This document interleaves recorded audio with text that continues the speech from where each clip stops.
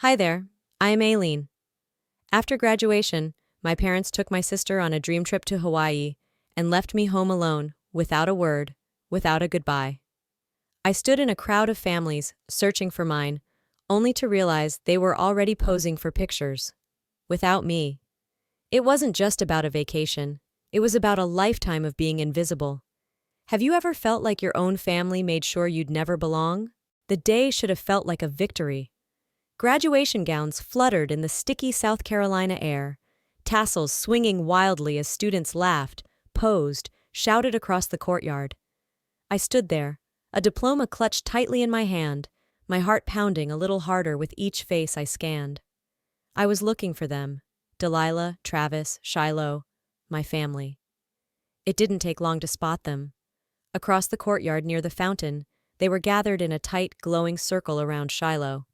Travis had his phone out, snapping picture after picture as Delilah fixed Shiloh's hair, smoothing her already perfect cap and gown.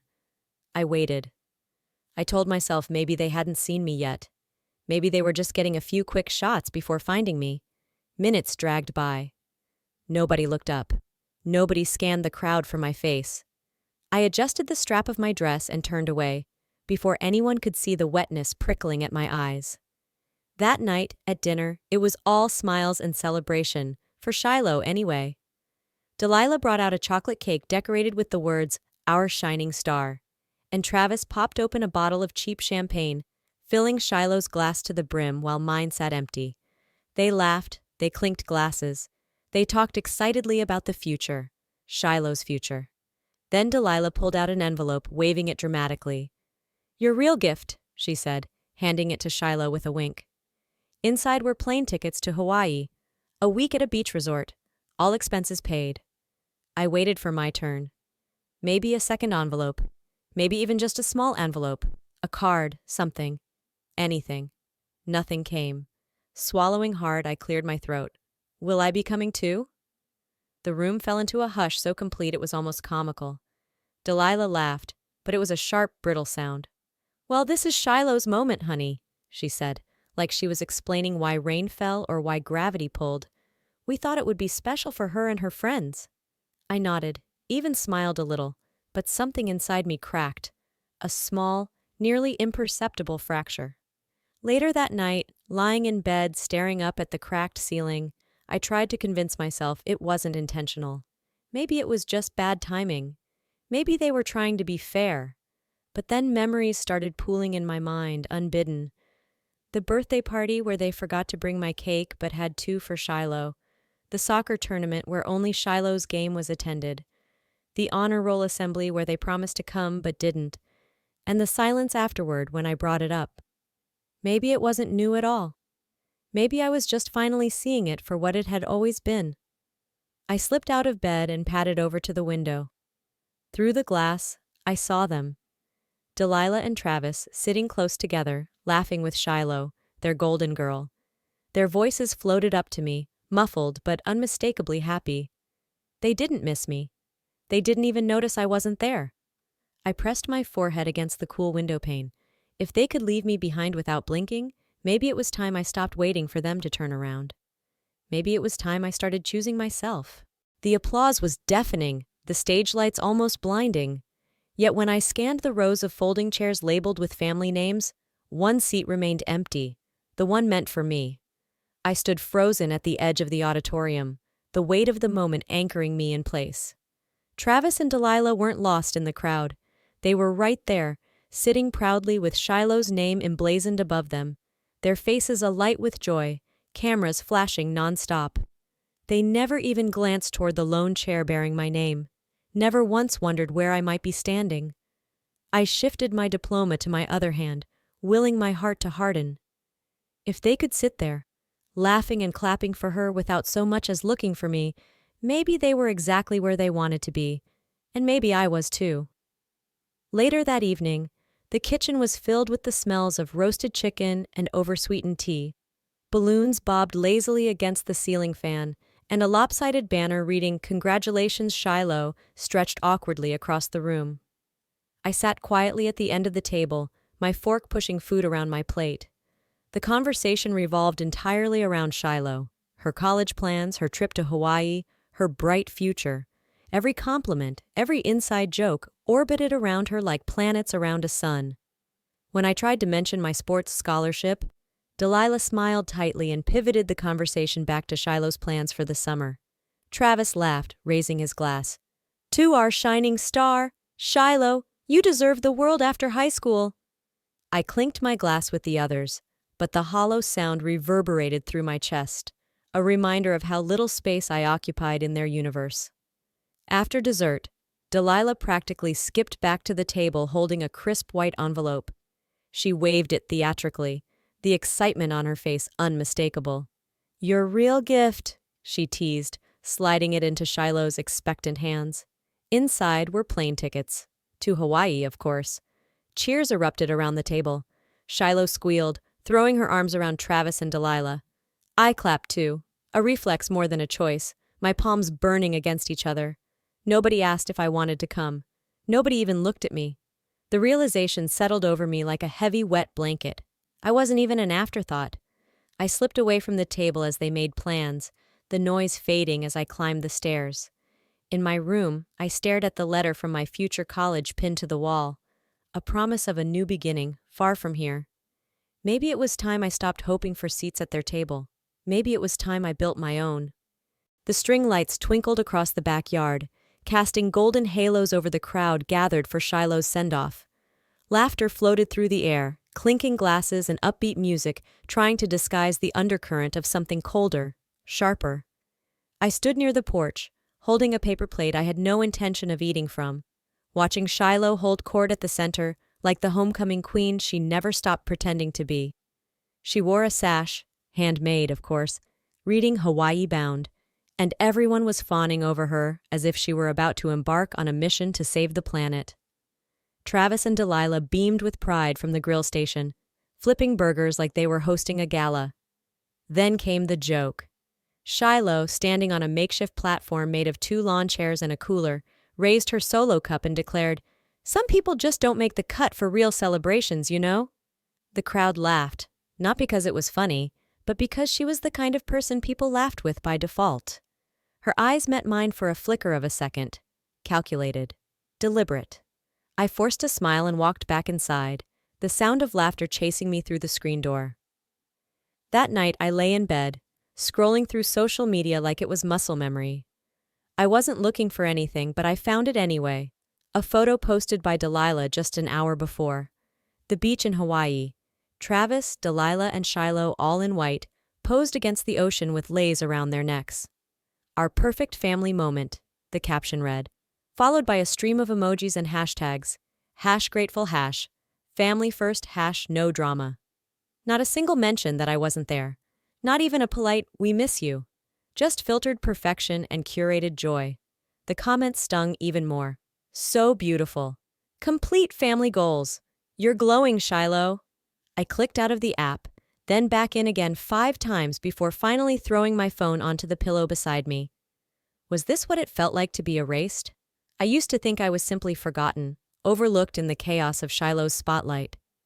But this wasn't accidental. They didn't forget me. They removed me. And now that I was finally seeing it, I couldn't unsee it.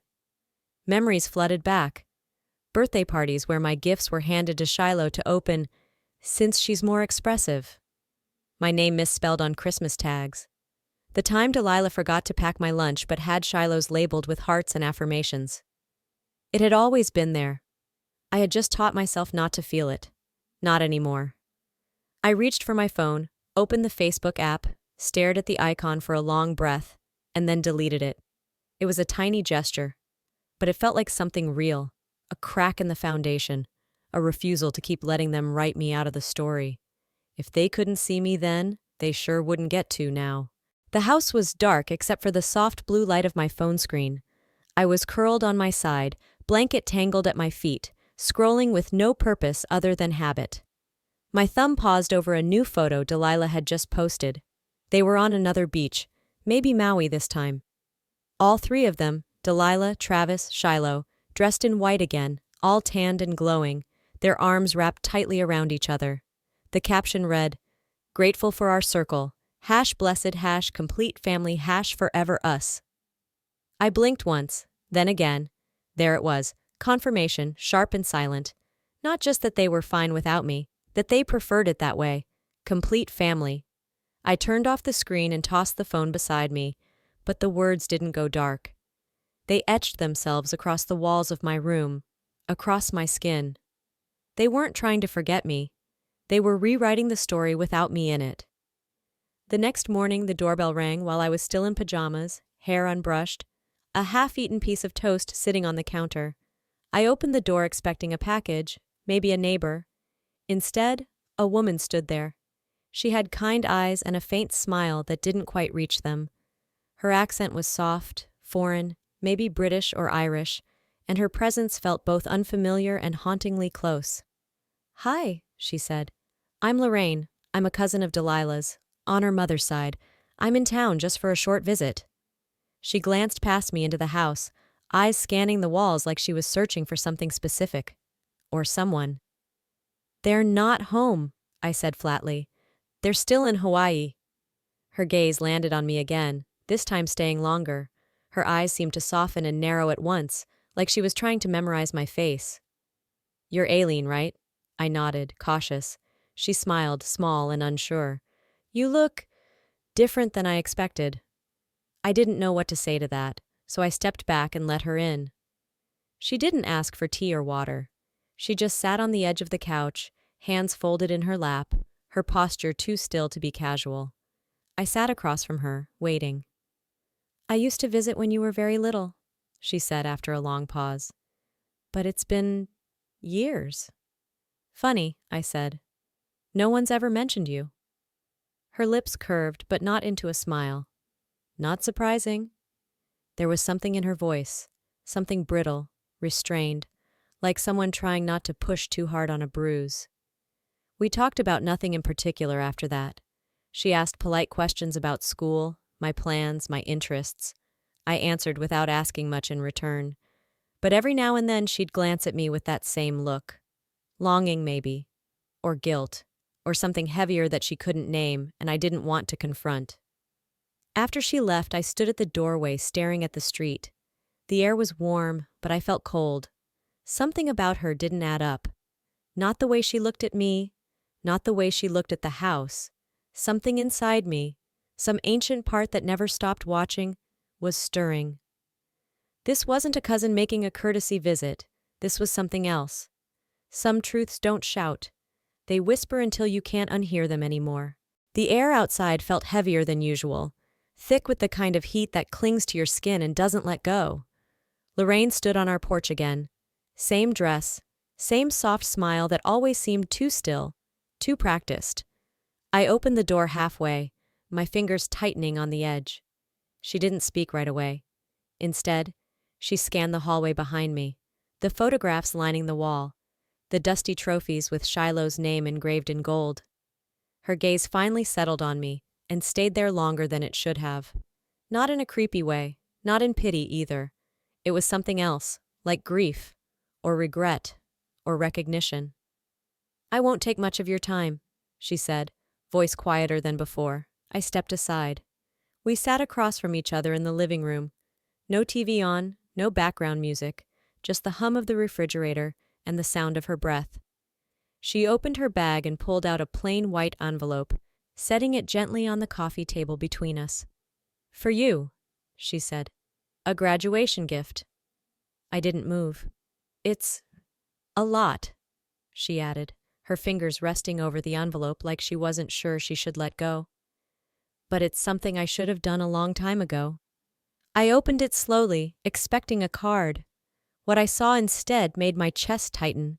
A check. $50,000. My mouth opened, but no words came out. "Why?" was all I could finally manage. She looked at me then, fully looked at me, and her expression softened into something raw. "Because someone should have seen you," she said. "Really seen you." I shook my head. "This is too much. I can't accept it." "It's not charity," she replied. "It's overdue." I stared at the check again, my hands cold despite the heat. She stood to leave, pausing at the door. "I made a promise once. and I'm trying to keep it now." The door clicked softly behind her. I sat there a long time, the check still in my lap, as her words echoed in my head. A promise. I didn't know what kind, but something inside me shifted. And just like that, memories began to resurface. Delilah's constant reminders that I was lucky to be part of the family. The way Travis always seemed slightly uncomfortable around me during father-daughter events. The absence of baby pictures. The way Shiloh once whispered, "You were never supposed to be here." I had brushed them off, made excuses. But Lorraine's presence had pulled something loose. Now nothing felt secure. Later that evening, I stood by the kitchen window, the check in my trembling hands. I could still hear Lorraine's voice in my mind, soft but heavy. This wasn't just money. It was a thread, one that, if I tugged hard enough, might unravel everything I thought I knew. Some doors once opened can never be closed again, and somehow I already knew I was going to open this one. I came down the stairs that Sunday afternoon to the sharp sound of Travis's voice, low, clipped, angry, in a way he rarely let show. The air in the living room felt different. I stepped in and saw him standing at the kitchen island, a stack of envelopes spread out before him like evidence in a trial. Then I saw it. The check.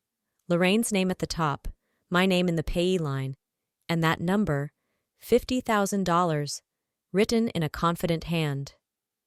Delilah leaned over his shoulder, reading it aloud with a soft gasp. Shiloh came up behind them, eyes wide but already calculating. "Is this real?"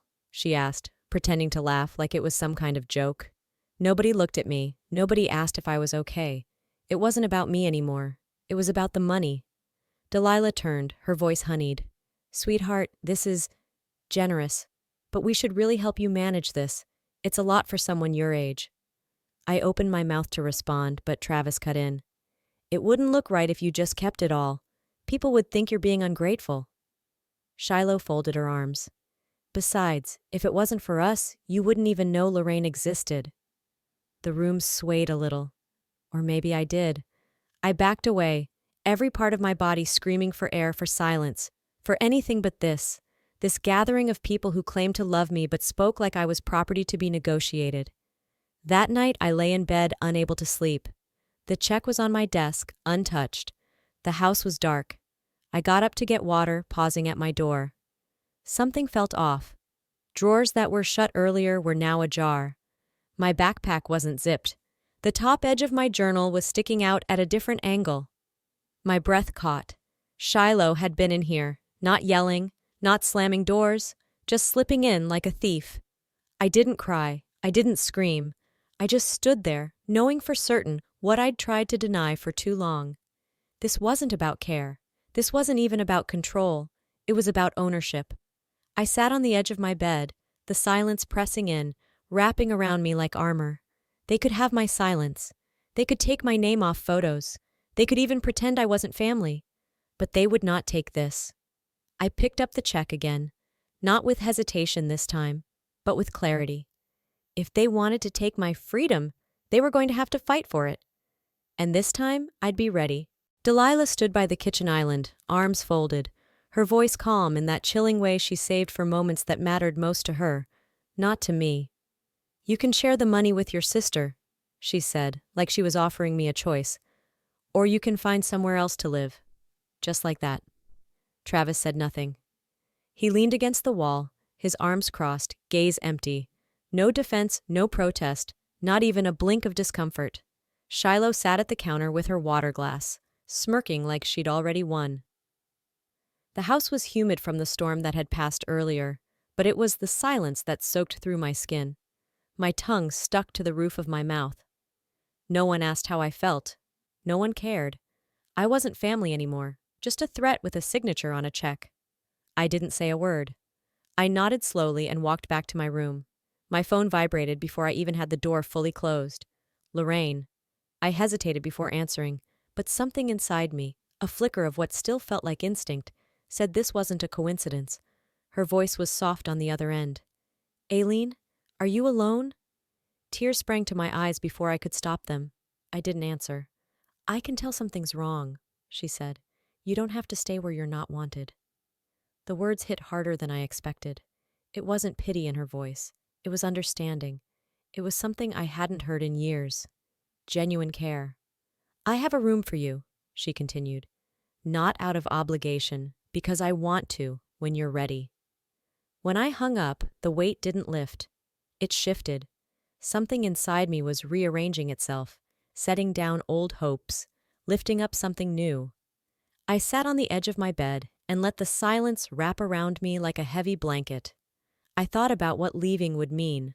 Not just walking out of a house. It would mean admitting, finally and fully, that they never loved me the way I needed them to. That maybe they never tried to. I thought of every little moment, every forgotten birthday, every overlooked award, every time they praised Shiloh and handed me silence in return. They didn't love me, they tolerated me, molded me, controlled me, and now they wanted my future too. That night, while the house slept, I began packing. I didn't make noise. I didn't slam drawers or leave angry notes. I folded my things carefully. A faded photo from childhood went into the bottom of the bag, me in a Halloween costume that no one else in the picture wore. Shiloh had 2 costumes that year. My college acceptance letter went in next. I wasn't angry. I wasn't broken. I was done. As I zipped my suitcase closed, I looked around my room one last time, not to mourn it, but to make sure I wasn't leaving anything behind that still belonged to me. I thought I would feel broken. Instead, I just felt free. The house was still dark when I stepped into the living room with my suitcase in hand. The only light came from the kitchen, dim and flickering, casting long shadows across the floor like ghostly reminders of everything I was leaving behind. I didn't expect Delilah to be waiting. She stood by the doorway, arms folded, her silhouette tense and unmoving. "So you're just walking out?" she said, voice low but trembling. "After everything we gave you?" I gripped the suitcase handle tighter. "Everything you gave me always had strings attached." She stepped closer. "You're making a mistake. Running away from your real family, from the people who raised you." I turned to face her fully, for the first time without flinching. Family doesn't manipulate, family doesn't threaten, and they sure as hell don't make love conditional. Travis emerged from the hallway, half-dressed, his face drawn and quiet. He didn't say a word. He just stood behind her, the same way he always had. Delilah's face contorted, not into sadness, not regret, but something bitter and bruised. "You think she's better than us?" she snapped. "That woman was too weak to raise you. She gave you up and disappeared. You were never truly ours. You were a favor, Aileen, a compromise." The words hit harder than anything I had prepared for. Travis stepped forward. "Delilah?" But it was too late. Everything slowed. The suitcase slipped from my grip and landed with a soft thud. I looked at her, blinking, trying to steady myself as the weight of her words settled. All the signs, all the quiet, unexplained moments. They didn't forget my baby photos because of clutter. They never took them. I wasn't unloved. I was tolerated. I wasn't ignored. I was a placeholder. I thought about Lorraine's face, how she looked at me like she'd been carrying my image in her heart for years. And suddenly, the world made sense in a way that it never had before. The room around me felt like a stage collapsing mid-play. The script I'd memorized all my life had just burned in front of me, and I was free to improvise. I didn't cry. I didn't scream. I just breathed. Then I reached down, picked up my bag, and looked Delilah square in the eyes. "I don't belong to you, and I never did." She opened her mouth, but no sound came out. I walked past Travis without so much as a glance. When I stepped onto the porch, the sun was just beginning to rise, soft and warm against the dew-soaked steps. Lorraine was parked across the street, engine running, door already open. She didn't wave. She just waited. I got in and closed the door behind me. "I wasn't running away anymore," I whispered, more to myself than her. I was running toward something, toward myself. I woke to birdsong instead of silence. The light spilling in from Dana's guest room window was soft and golden, the kind that didn't burn but warmed. For a long moment, I just lay there, letting it settle into my skin like something sacred. There were no footsteps stomping down the hall, no door slamming, no tense glances over breakfast, just peace. Dana's mom had made blueberry pancakes. Her dad offered me orange juice before I could ask. I sat at their table feeling like a guest and a daughter all at once, a strange combination I hadn't known was possible. I kept waiting for the wait to return. The guilt, the grief, the invisible string tying me to the house I left behind. But it didn't come. Later that morning, while Dana went out to run errands, I sat alone on their front porch with a cup of lukewarm coffee and let my thoughts wander back. Not with anger, but with distance. I could see it now, how long I'd tried to fit inside a space never meant for me. How love in that house always felt like currency, something earned, negotiated, or withheld. Maybe that was the biggest lie, that I had to keep chasing it to prove I belonged. But I didn't feel empty anymore. I imagined Delilah in the kitchen without someone to correct, Travis in the living room with no one quiet to ignore, Shiloh with all her spotlight, but no one to outshine. Their victories must feel strangely hollow now. That afternoon, I met Lorraine at a small cafe downtown. She sat near the window, fidgeting with her spoon, clearly unsure if I'd show. When I sat down, she looked up, eyes brimming but steady. "I'm not here to explain everything," she said. "I just wanted to give you the space to ask. Or not." I didn't ask much. I didn't need to. We sat for an hour and barely scratched the surface of anything, but it didn't matter. There was no pressure to fill the silence, no need to perform. Healing didn't require words, it just needed presence. Before we parted, she touched my hand lightly. "I don't expect forgiveness, just a chance to know you again." I nodded. That was enough, for now. As the sun dipped low over the Charleston waterfront, I found myself walking alone, envelope in hand, my scholarship letter, my ticket out. I stopped by the railing, the breeze brushing my cheeks as I read the first line for the 100th time. And yet this time, it felt different. Not like a lifeline, but a beginning. I thought about who I had been just weeks ago, the girl who begged for crumbs of affection, who mistook survival for love. And now? Now, I wasn't broken. I was remade.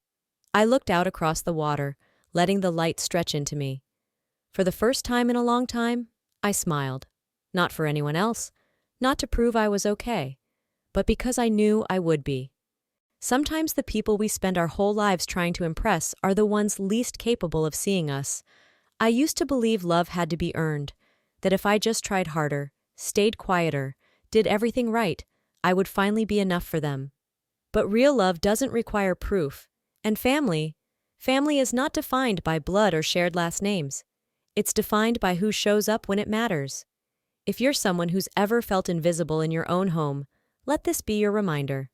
You don't need permission to choose peace. You don't have to stay where you're merely tolerated. You're allowed to walk away and build something beautiful on your own terms. What about you?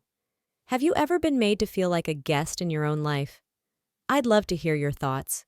Drop a comment below. Type 1" if this story touched something deep in you, or just let me know where you're watching from. And if it didn't connect, tell me why. Every voice matters here. If you found this story meaningful, please consider subscribing to this channel. It helps us keep telling honest human stories, ones that reflect real struggle and real healing. Thanks for being here. You're not alone.